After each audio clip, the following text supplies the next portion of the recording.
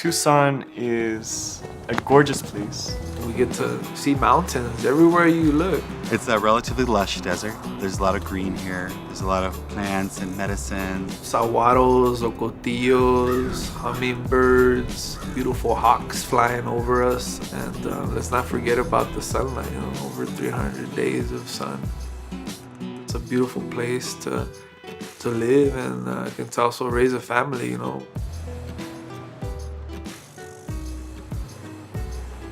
This South Side is a community that has a lot of pride, but has been hurt.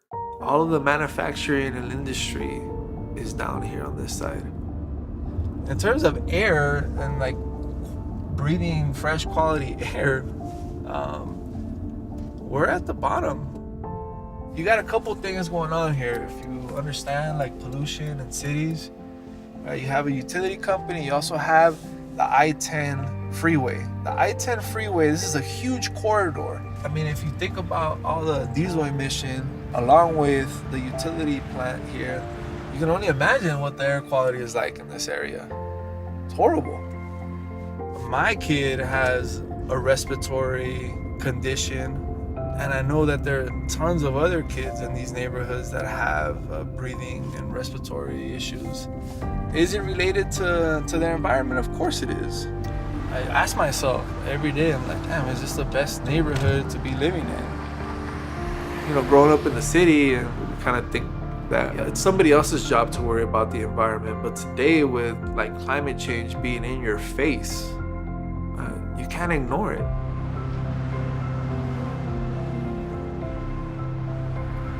I wish I could say that there's no pollution. Yay, solar panels. The truth of the matter is that it's a work in progress. Tucson Electric Power, they burned coal for years and years and years. So there's whole parts of town that are like, the mercury levels are like, whew. And the south side of Tucson was declared a Superfund site, essentially a very dangerous place to be for biological life. The people that have the least and have the least capacity to affect climate change need it the most. Honestly, that's why I'm here. That's why I'm here. That's my end game, is I want to bring this technology to the people, to my communities. Well, I'll tell you the truth. I got into solar not because I was fascinated by the technology, but because I was fascinated by the outcome. I have pulled wire 9 months pregnant on Christmas Day, if you must know. I loved the impact on people's lives. One of the things we see is that, especially some of the younger people that apply with us, they're really excited about renewables. They see a pathway forward in their life with renewable energy, and they see it as a positive work for their future.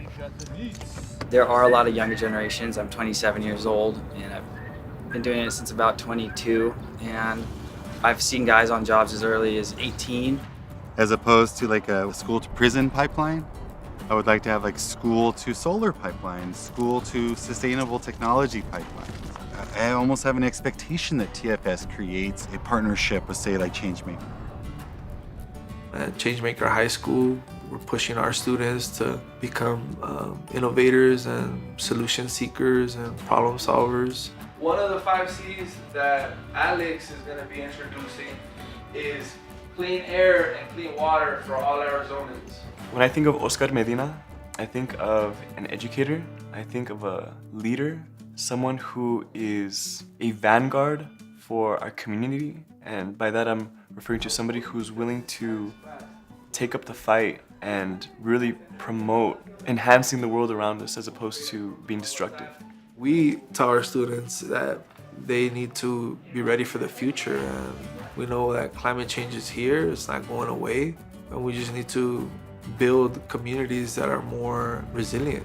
For me and my family, when we made the decision to purchase a home, it was really in light of having space for my growing family. Now that I have 2 children, I'm able to really reconcile the fact that yes, we're growing in our household, we're also growing in what we're using, right? And so to be more mindful of the way that we're consuming is something that was very natural to me. You see a lot of people trending towards solar on rooftops. I think the relationship between solar and wind is really good, and most of the time they're paralleled together. If I go to a wind turbine installation site now for a homeowner, we'll tend to see solar set up as well. more has to be done to bring this technology to the people that need it most. The extremes are getting worse. What was the hottest day last year, like 128 or something? Where before, like 105 was kind of like the top. If the Earth is dishing out more due to climate change, then the alternatives are there to pick that up. You have a piece of equipment that you install. Once it's installed, you're generating energy from that piece of equipment. Our primary goal at TFS from the very beginning is to be responsive to the community's needs. So we want to help them usher in a new renewable energy future and to deliver that at the highest quality that we can. The solutions are here. I think that the technology is here. I think that Chicano, Latino families are gonna just push more and more in this direction of renewable energy.